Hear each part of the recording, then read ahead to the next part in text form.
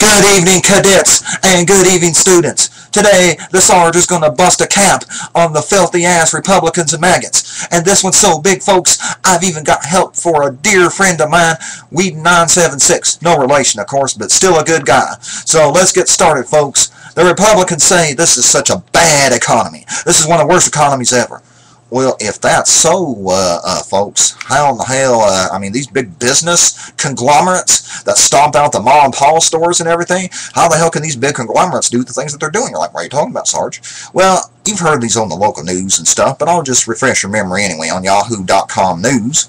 NBC pays $4.38 billion to keep the Olympics. Holy cow. Microsoft buys Skype for $8.5 billion? Well, where the hell are we getting all this money if it's such a poor economy? And holy cow, look at here, Bluebird.com says Comcast buys NBC for $13.8 billion. Now, folks, that's just amazing. If we're such, I mean, if this economy's doing so bad, where the hell are we getting the money? And we've even got more mergers here. This is from leepd.com business. And they talk about the top 10 mergers and acquisitions of the decade. And I'm just going to go over a few of them. InBev buys out Anheuser-Busch for $52 billion. $52 billion, my friends. Chase Manhattan and J.P. Morgan, they combined, and they make leadership of financial services, the assets over $2 trillion. Shell and Trading Co., Dutch Petroleum and Shell, they bought each other out. And Shell now operates 140 countries. That makes over $3.5 trillion. Wow. Pfizer and Pharmacia Corporation bought for $55 billion. Oh, here's the doozy, folks. America Online and Time Warner. $164 billion. I mean, folks, and there are other ones. There are other ones that just go on and on. I mean, this is just such a piss-poor economy. And you're like, Sarge, but these big corporations help create jobs. Children, that's the catch right there. Because, see, Mr. USA Today did an article right here, and I'm going to read a little bit for you. In dopey move, some employers tell jobless they need not apply.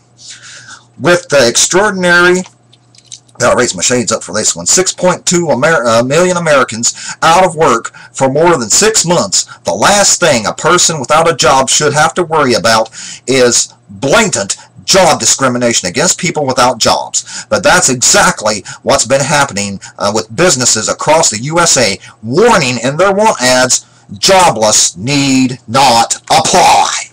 So in other words, folks, big businesses, the big conglomerates are telling you, if you're jobless, don't apply. So how the hell is the unemployment rate going to go down if they can't apply for good jobs? Well, you're like, Sarge, what about, oh, well, see, that's just something else, folks. See, right here, McDonald's to hire 50,000 workers in one day. Yeah, folks, can you believe that? At $7.25 an hour. And they said on Friday the U.S. government announced a gain of 216,000 jobs went up in March with jobs like McDonald's and Subways. You know what, children? I want to tell you something right now. How in the Sam hell can a family of 4 survive on $7 damn an hour? I mean, it's bullshit. And I'm sorry to use that kind of language, folks, but that's exactly what it is. Poor people can't make a living off that. And I challenge any Republican or anyone on Fox Noise to quit your jobs and to work at McDonald's for 1 year with that salary to try to feed a family of 4. You can't do it. And I know there's going to be little conservatives doing on the little Twitter thingy, or a little online or whatever, and saying, I work at McDonald's and I feed my family. I'm not talking about a college campus McDonald's down in Dallas or up in Hollywood, California that pays $20 an hour. No, I'm talking about poor mainstream Alabama or Kentucky or Indiana where the poor people have to work 3 or 4 damn jobs. You Republicans wouldn't be able to do it. You just wouldn't be able to do it.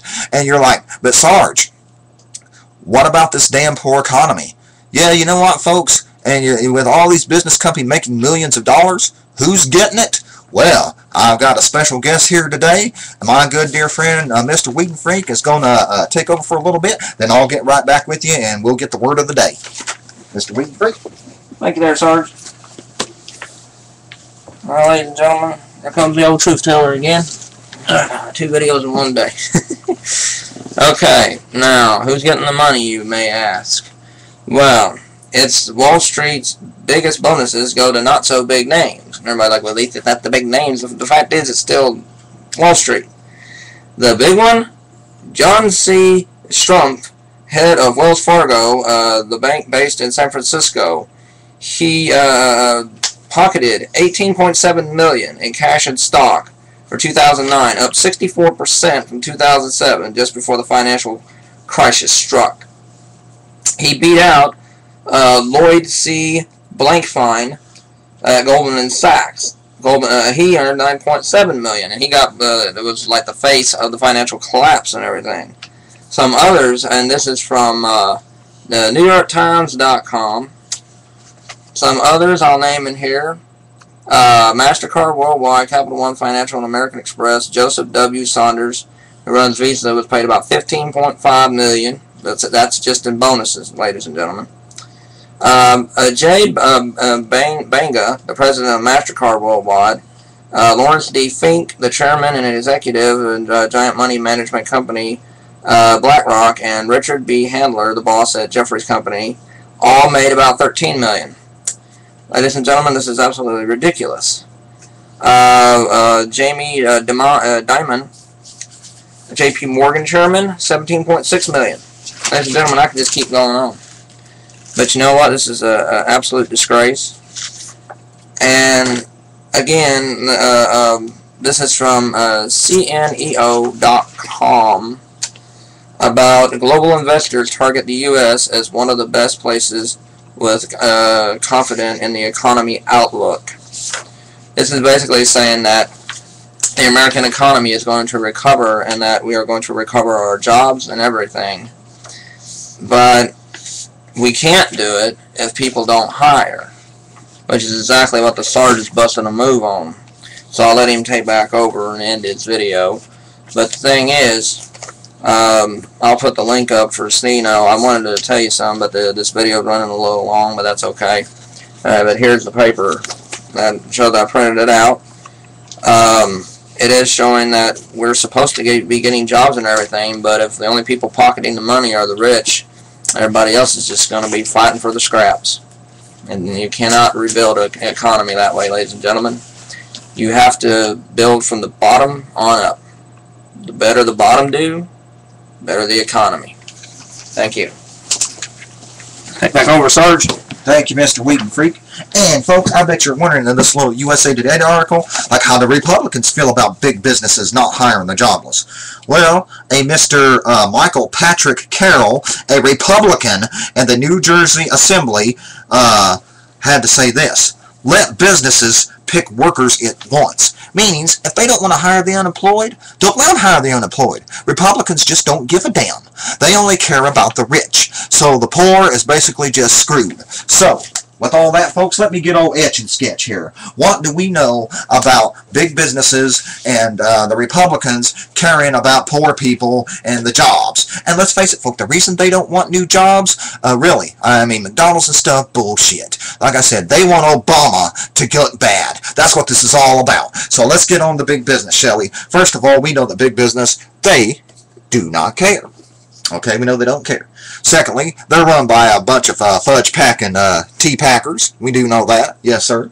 And we also know that these big conglomerates are doing a monopoly. A monopoly, folks, because that's all they care about is their damn pockets. Now, we're going to do a little magic here real quick. I know we're running late on time, but I've got to get a new word for you. I promised you one, and by golly, you're going to get it. Now, we're going to take those letters that we made. We're going to rearrange them. Now, you just hold on right here, folks, because the Sarge promised you a damn new word, and you're going to get it. Because, folks, this is just too important of our business. Now, the word of today is, folks, parsimonious. Parsimonious. And you're like, Sarge, what the hell does parsimonious mean? It means greedy, selfish, which is what the damn Republicans and the fudge packing Tea Party big business people are, who don't give a damn about the little worker and the unemployed. So the next time you're in a conversation and saying, you know what, big business is parsimonious, that's your new word of the day, tell them the Sarge sent you. And with that, students, class is dismissed.